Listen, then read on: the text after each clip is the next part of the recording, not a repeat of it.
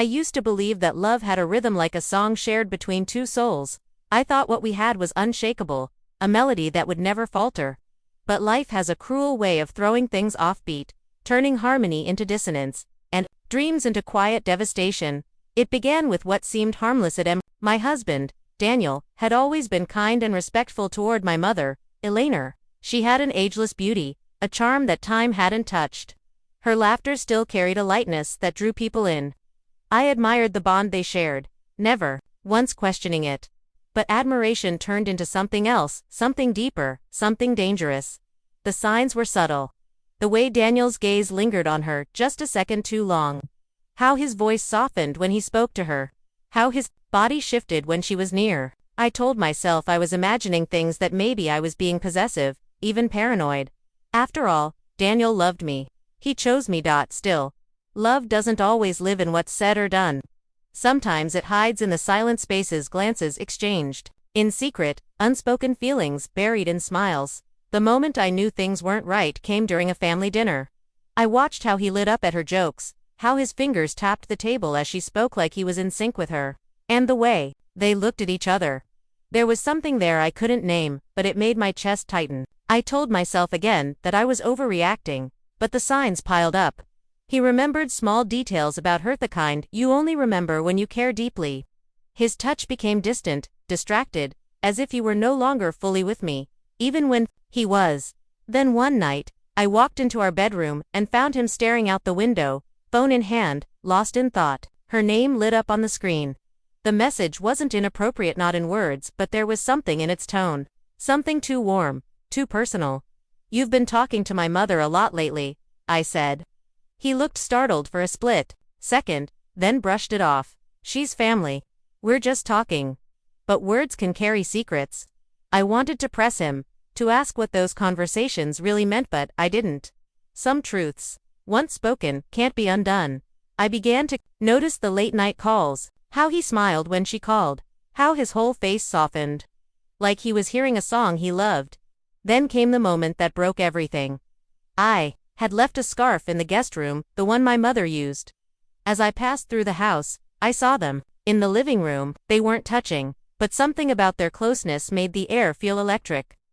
The way he looked at her, the way she responded, it was the kind of intimacy that didn't need words. I stood frozen, unable to move. I could have stormed in, demanded answers, but fear held me back. Not fear of confrontation, fear of truth, because once it's out, nothing goes back to the way it was. That night, I lay beside Daniel in bed, pretending to sleep while questions swirled in my mind. Had he been thinking of her all this time? When he touched me, kissed me, was it her he saw? The next morning, I pretended. I smiled, kissed him, acted like nothing had changed. But everything had. And the worst part, he didn't even notice. He was too busy checking his phone. My mother, too, wore a new kind of smile, quiet, secretive, one I'd never seen before, one that cut straight through me. I knew the confrontation was coming. I wasn't ready, but the truth didn't care. It came suddenly. She showed up unannounced. I was on the couch, pretending to read. She sat across from me and said softly, "We need to talk." I didn't flinch. About what? About Daniel. About us. The words knocked the breath out of me. I forced myself to stay composed. "What is there to say?" She looked regretful.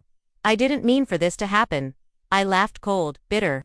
"Betrayal never is. It just happens," she said. "It's not that simple." "Then explain it," I snapped. "Explain how my husband ended up falling for you." She couldn't. There was no explanation that could fix it. Daniel walked in then, sensing the tension. "Everything okay?" "No," I said. "Tell him." She hesitated.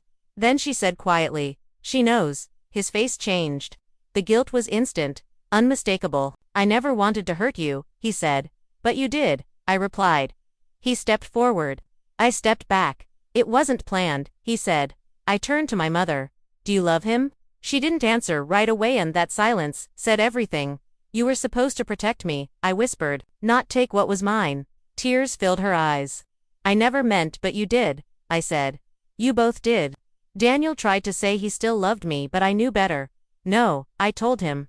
"You love the idea of me, but your heart, it belongs to her now."